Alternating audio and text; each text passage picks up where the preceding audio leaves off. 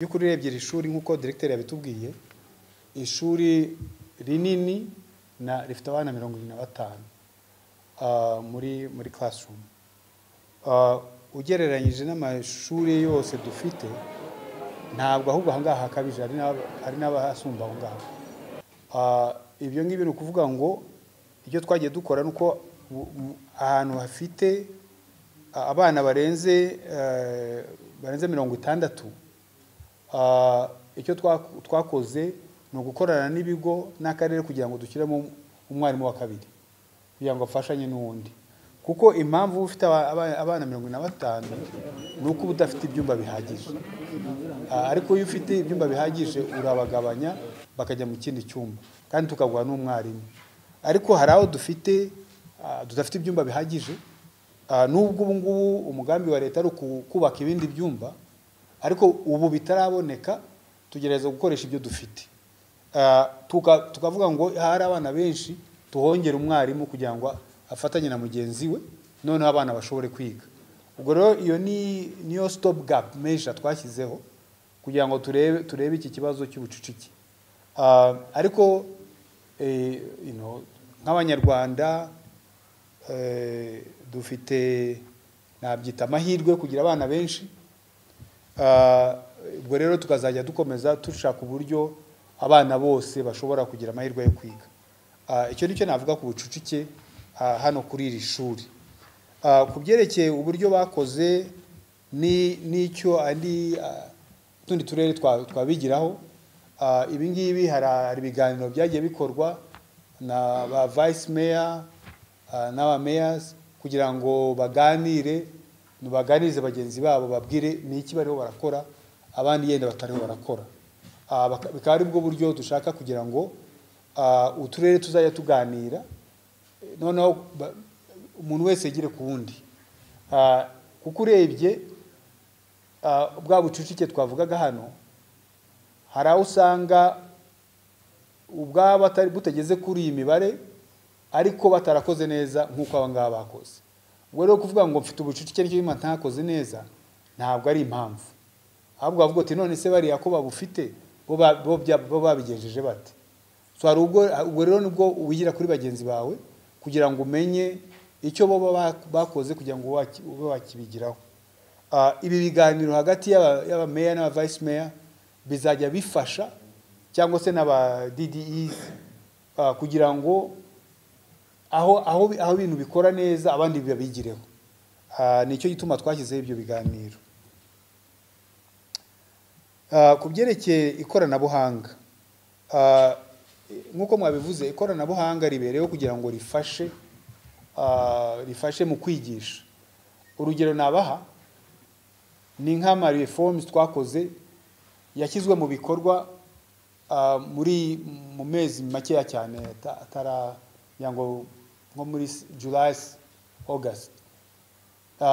Urebye rero igihe ibintu bihindutse gutyo, ntabwo amashuri ahagarika kwigisha kuko ashobora no kubigiraho access binyuze mu ikoranabuhanga. Ibi rero bituma ibintu byihuta, ugasanga nk'ibitabo, igihe ibitabo the hard copy zitaraboneka ariko soft copy bihari, ukaba wayirebera ukaba wayikoresha. Ubwo rero ikoranabuhanga rigatuma ibikorwa nk'ibyo ngibyo byihuta.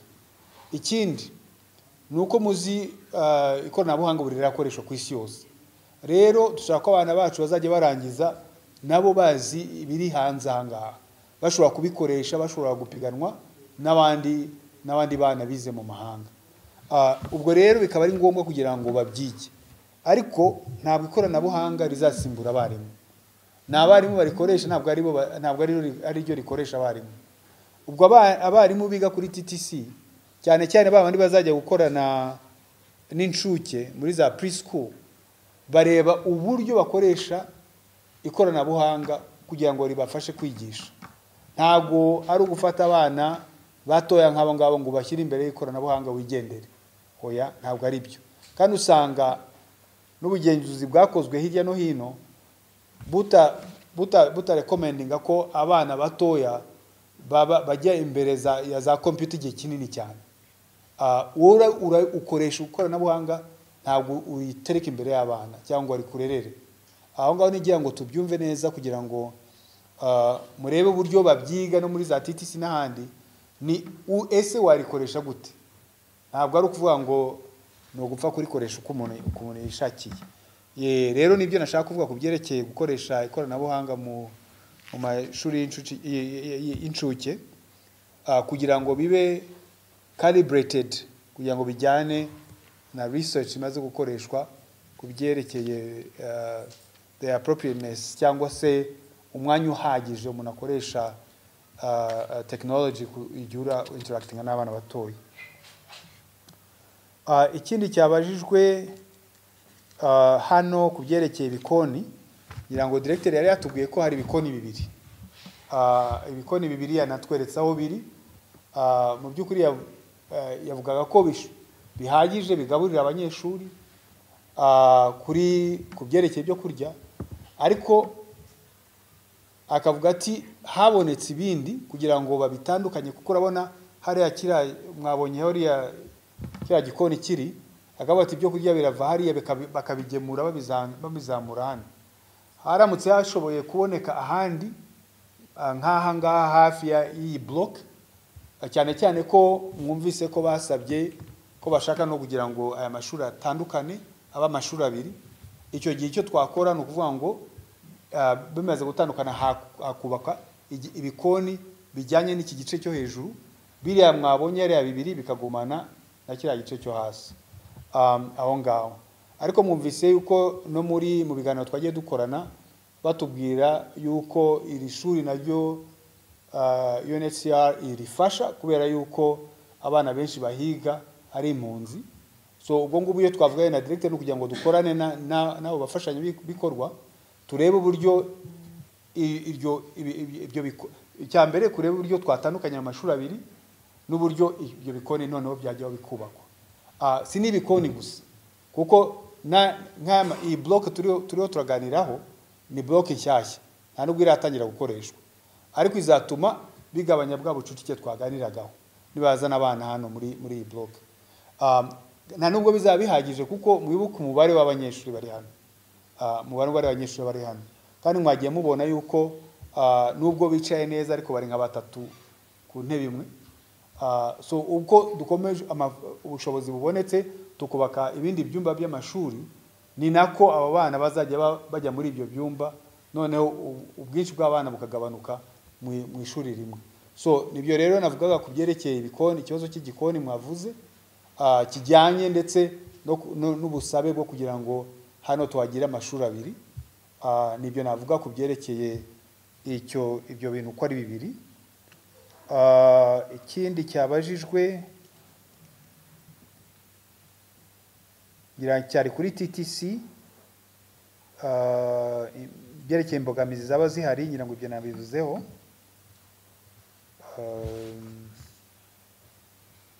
Sinzari ikibazo aricyo nashubije abafite ubumuga, inclusivity. Okay, thank you very much. Iki kibazo cya inclusivity cyangwa se kugira ngo twite kuba abana cyane cyane abafite ubumuga ni programme leta yashyize imbere, ndetse twagize n'umunsi mukuru ujyanye n'ibingibi byo gutegura uburyo twafasha abana bafite ubumuga ariko bakigira hamwe n'abandi. Rero iyo tuvuze ubumuga mu mashuri cyangwa mu kwiga, tugomba kubirebera ku bice byinshi. Hari icyambere ari nacyo ngira ngo mwabajije kijyanye n'ababyeyi, kugira ngo ababyeyi bumve yuko umwana wabo ufite ubumuga atagomba kuguma imuhira ngo yige, ahubwo tubashishikariza kubazana kugira ngo nabo bige. Iyo ni campaign igomba kubaho kugira ngo ababyeyi babyumve, ndetse dukorana n'abandi mu zindi nzego kugira ngo tubashishikarize kuzana abana ku ishuri. Icyo nicyo cyambere. Noneho bageze ku ishuri tukareba rero n'uburyo abarimu bashobora kubafasha, kuko haragiye usanga ari umwana ufite ubumuga akeneye gufashwa kurusha undi.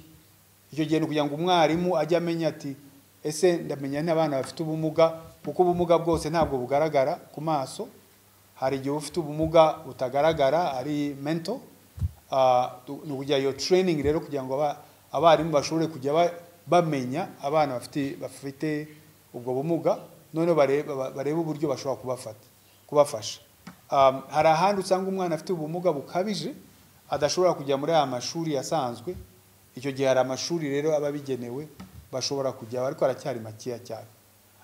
Ngira ngo rero iyi campaign cyangwa se awareness yo kugira ngo ababyeyi bumve ko umwana ufite ubumuga ashoboye kandi nawe ashobora kujya kwiga, bamuzane, ni ikintu ngira ngo tuzakomeza gukorana n'uturere kugira ngo abantu bose babyumve kandi bashobore kubikora, kuko mu by'ukuri ni ibintu ngira ngo muzi kera umubyeyi bagiraga umwana ufite ubumuga bagasa nkaho bamuhisha, ntibamuzane, ntibamujyane mu bandi bakamuhisha. Ibyo rero nibyo dushaka guca burundu kugira ngo abo bana bajye baza nabo bagire amahirwe nk'abandi. Ibyerekeye abana baza hano batumva Ikinyarwanda cyangwa Icyongereza, icya mbere kibaho ni ukugira ngo umuntu abafashe kugira ngo bamenye ururimi, bashobora kubyigamo.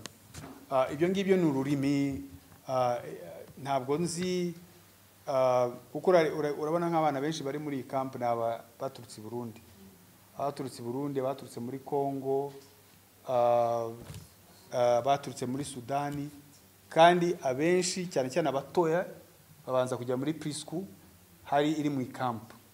Mu camp hari ibafasha ikabatoza situation barimo, ariko inabigisha n'ururimi bakoresha mu kwiga. Abakuru bo baraza bakigana n'abandi kugira ubundi abana ururimi ntabwo rujya rubagora cyane, bahita barumenya, ahubwo abakuru nibo bagira ikibazo mu kwiga ururimi aho ngaho. Ariko icyo wavuze ngira ngo gifite ishingiro ni abana baba baravuye mu ntambara bafite psychological trauma. Aho ngaho niho abakoranyabikorwa bacu barebera impunzi. UNHCR, nagize kubona hari abantu bafite udupira twanditseho UNHCR cyangwa Minema, bafite uburyo babasapotinga ku byerekeye ibyo bibazo, kuko baba bafite ibyo bikomere. So ni muri ubwo buryo bafite iyo support mbere yo kuza ku ishuri, cyangwa n'igihe bari baraza ku ishuri aho ngaho. Ahubwo abarimu nibwo iyo babibonye bahita batanga iyo report kugira ngo iyo support yongere, particularly ku mwana runaka ushobora kuba afite ibyo bikomere. Ku byerekeye TTC, nk'uko mwari mubibajije, murazi neza yuko ubundi TTC nizo zifite priority mu bijyanye no kugira ngo iyo habonye ibikoresho kugira ngo aribo banza kubibona mbere y'andi mashuri yose.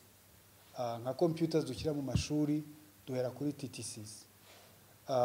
Rero nubwo usanga ibikoresho ku ma TTC amwe n'amwe bituzuye cyangwa se twarushaho kubona n'ibindi, ariko nibo bari kuri priority. Ubwo rero uko dukomeza kugenda, uko ubushobozi buboneka, niho duhera dushyiramo ibikoresho byaba ari nka computers kugira ngo bashobore kuzikoresha, byaba ari training duha abarimu n'ibindi, niho duhera. Ubwo gahunda rero ya leta yo kugira ngo TTC zikomeze gutera imbere irahari. Naho ngaho mwagiye mubona hatari ibikoresho byuzuye, nuko tutarabigeraho, ariko biri muri gahunda yo kuzagerwaho. Ku byerekeye ahangaha kuri iri shuri nk'uko mwabivuze, nibyo koko ni ishuri rinini mwabibonye, abana 10,204, ndetse hari n'ahandi haruguru ahangaha hari 16,000. Bikatwereka ko hari abana benshi muri aya mashuri, ariko ntibibabuza gukora neza. Aho rero ngira ngo babera n'abandi urugero yuko imbogamizi umuntu aba afite atari zo zimutegeka, atari zo zituma adakora, ahubwo iyo ushyize imbere gukora neza ushaka uburyo bwose butuma ukora, aho gushaka uburyo butuma udakora. Aho ngaho so aho ngaho rero nibyo navuga ngo turashaka kugira ngo aya mashuri nk'aya ngaya akora neza dukomeze kuyatera inkunga. Ngira ngo muzi ko hari porogaramu yo kwigisha abarimu kuko twigisha mu Cyongereza kugira ngo barusheho kumenya Icyongereza no kugikoresha. Iyo porogaramu yo kwigisha abarimu bose abarimu bose dufite bazigishwa, abazafashwa muri iyo gahunda uhereye kuri za TTC ugamanura ku yandi mashuri. Ubwo nahangaha rero iyo porogaramu izahagera kandi nabo tubafasha. Hari za porogaramu abarimu bakomeza kwihugura, izo ngizo zigera kuri ku bantu bose ndetse n'abangaho kuri iki kigo, ko tuzakomeza gukorana nabo dukorana n'akarere kugira ngo izo porogaramu zo zizikore. Bavuze ibyerekeye ikibazo cy'aho abana bajya bakinira. Ibyo koko mwabonye ko nubwo hari ahantu hatameze neza hano, ariko hari ahantu abana bakorera break, ariko ntabwo hari ahantu bafite ibibuga bashobora gukiniraho. Ubwo ngira ngo icyo ni ikibazo tuzakorana n'akarere kugira ngo turebe uburyo amashuri yose yagira access ku kibuga, niyo kitaba kiri ku ishuri yene kikaba kiri ku karere, ku buryo andi mashuri yose ahurira kuri ibyo bibuga. Ariko turashaka kureba uburyo amashuri yose yabona iyo access.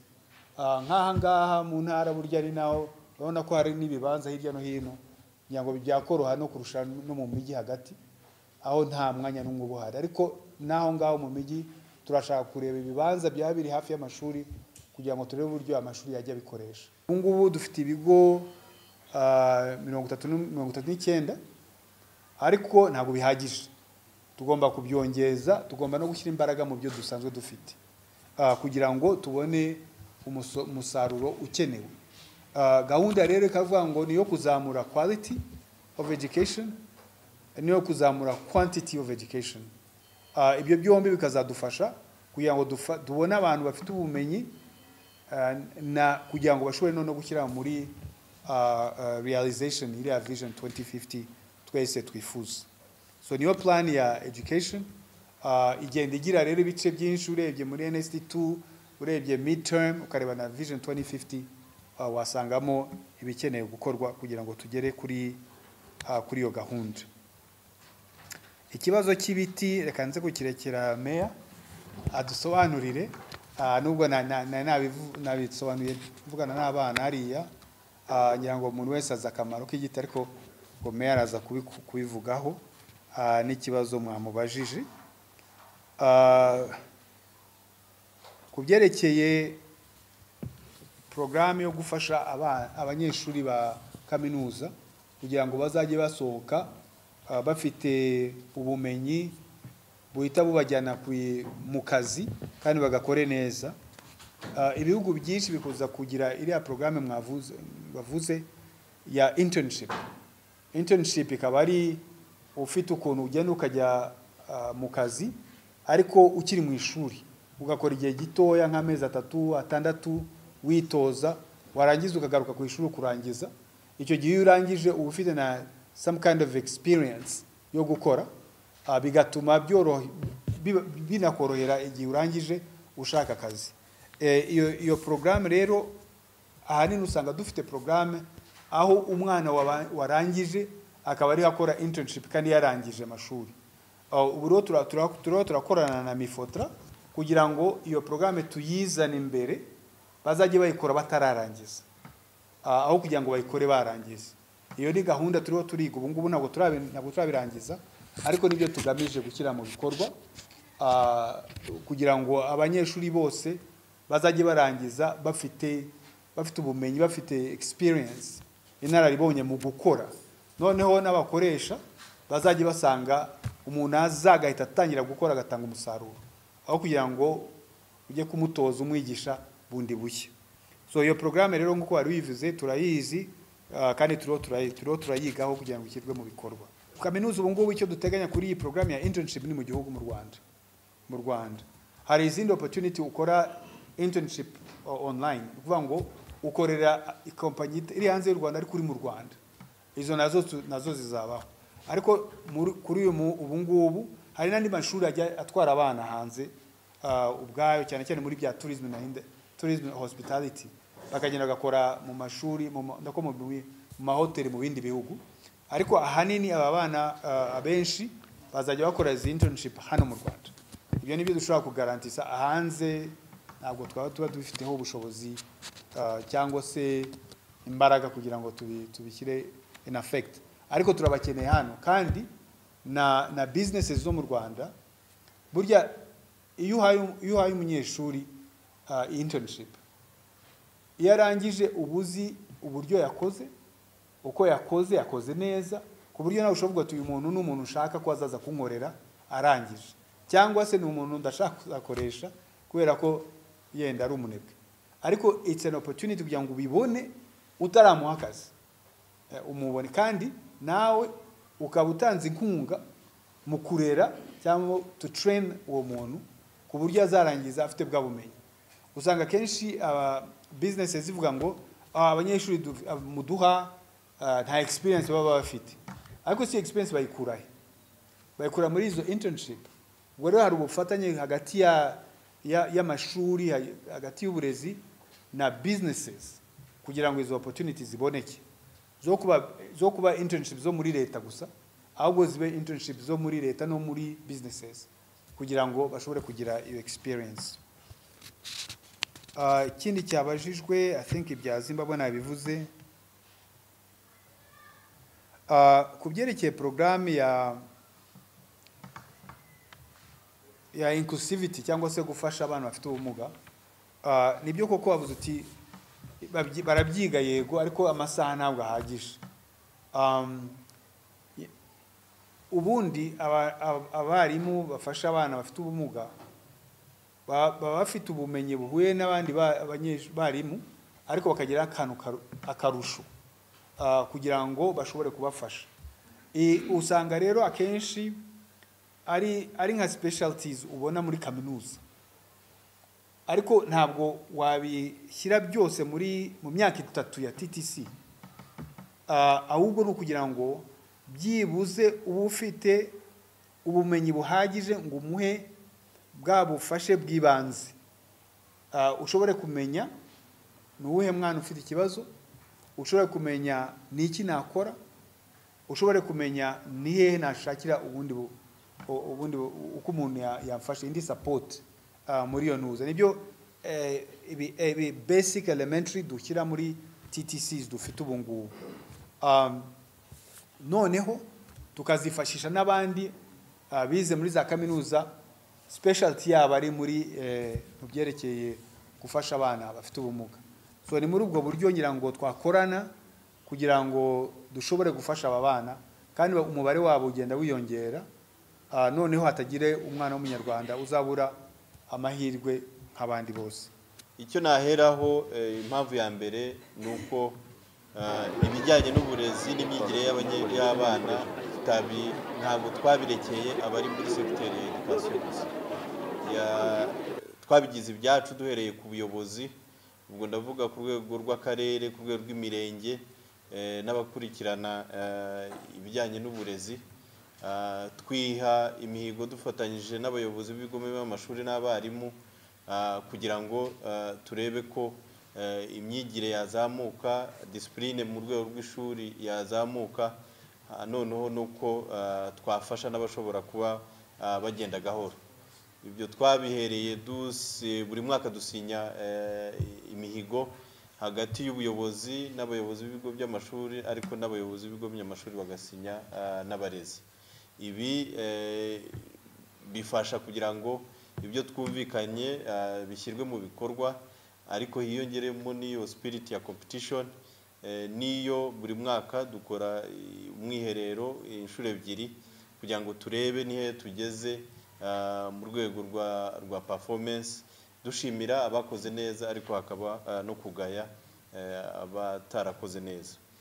Ibyo tubonye trend y'imitsindishirize mu myaka hafi 3 ishize, twabonye bizamuka kandi nabyo byatumye ibyo twagenda dukora bituma n'ejo bundi akarere kacu kaza mu karere ka mbere mu mitsindire haba muri primaire hamwe no muri tronco. Ikindi navuga mu rwego rw'imigishirize buri mwaka mu karere kacu hategurwa scheme of work.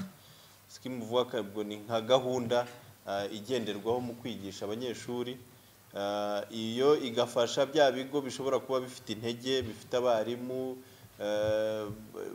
byo akenshi twita bya bigo bya boarding hamwe na bya bindi bya GS, bigafasha ko mu rwego rw'imyigishirize igendera hamwe, duhereye ku bigo binini no kugera ku bigo bitoya.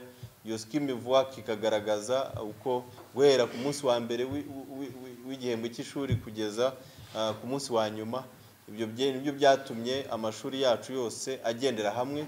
Mubonye na trend y'imitsindire, ntabwo ari amashuri amwe namwe yatsinze, on across the board mu karere kacu imitsindire yari iri hejuru, kandi haba muri cya kigo kiri mu mujyi cyangwa kiri mu gasantere na cya kigo gishobora kuba kiri hepfo mu cyaro, bose bagiye batsindira hejuru.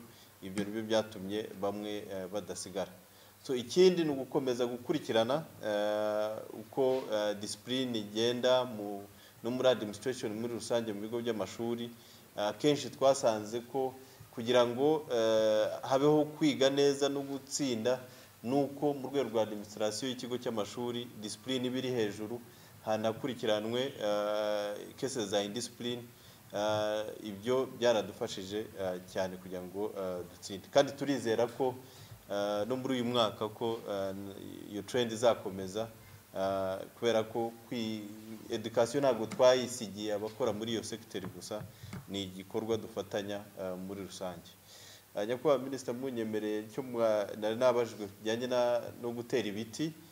Nibyo koko hamwe kimwe no mu gihugu cyacu muri rusange, hano mu karere kacu dufite gahunda yo gutera ibiti muri sezo yo gutera ibiti hafi miliyoni 2,200,000, kandi badufasha nabo dufatanya mu rwego rwo gutera ibiti harimo amashuri.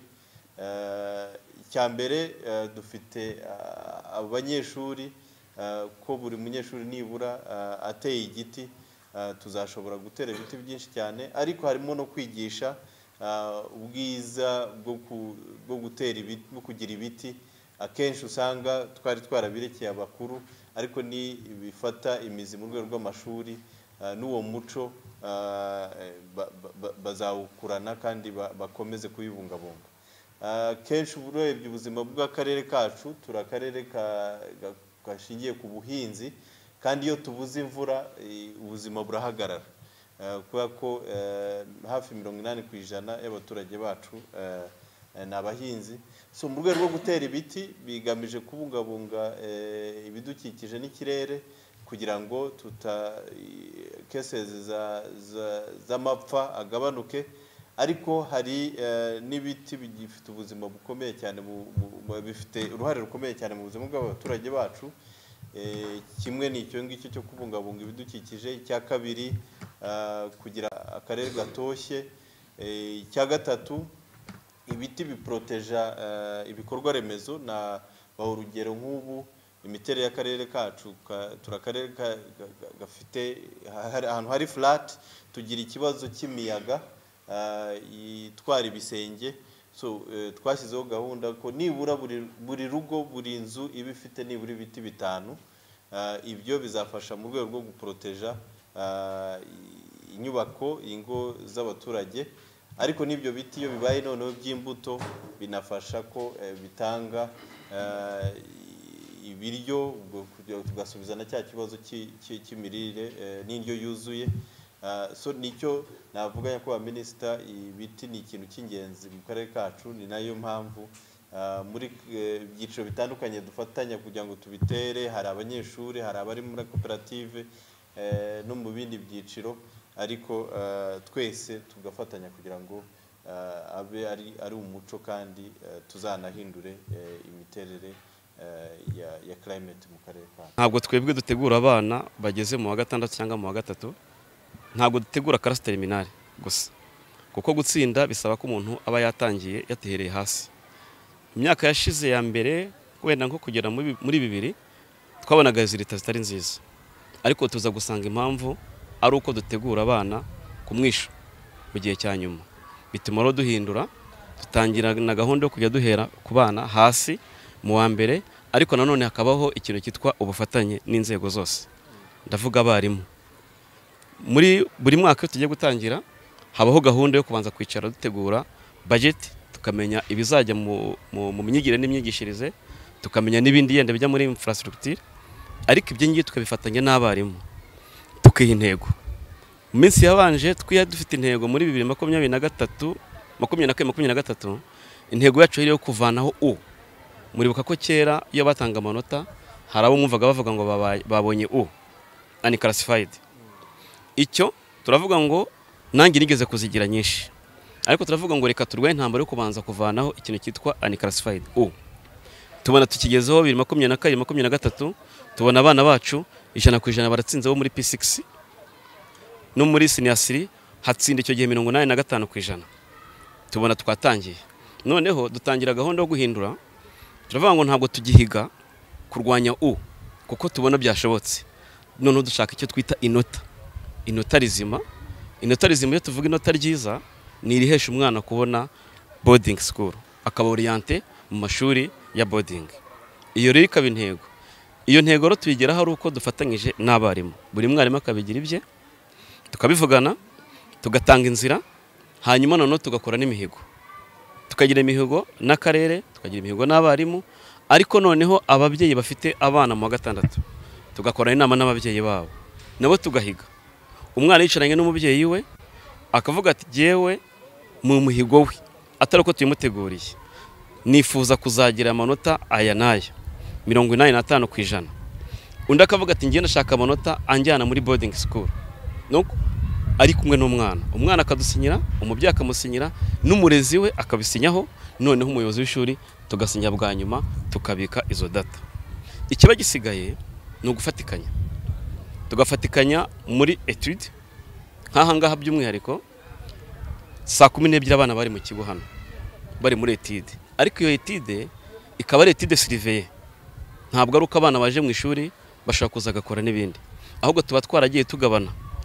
Kuwa mbere abarimu bazafasha abana mu gitondo ni bandi, tukaba tuzi ngo kuwa mbere abarimu naba n'ikigoroba rero saa 11 yose zigeze dutanga agapoze k'iminota 30, hakabaho etude y'umugoroba.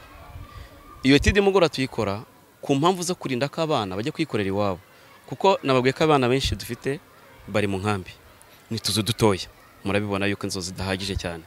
Ikindi ntago basha kubona umuriro w'amashanyarazi, ariko twe mu kigo urahari, ariko sinakuri buriya riraremba mwabonye niryo twinjiriramo turahuza n'inkambi.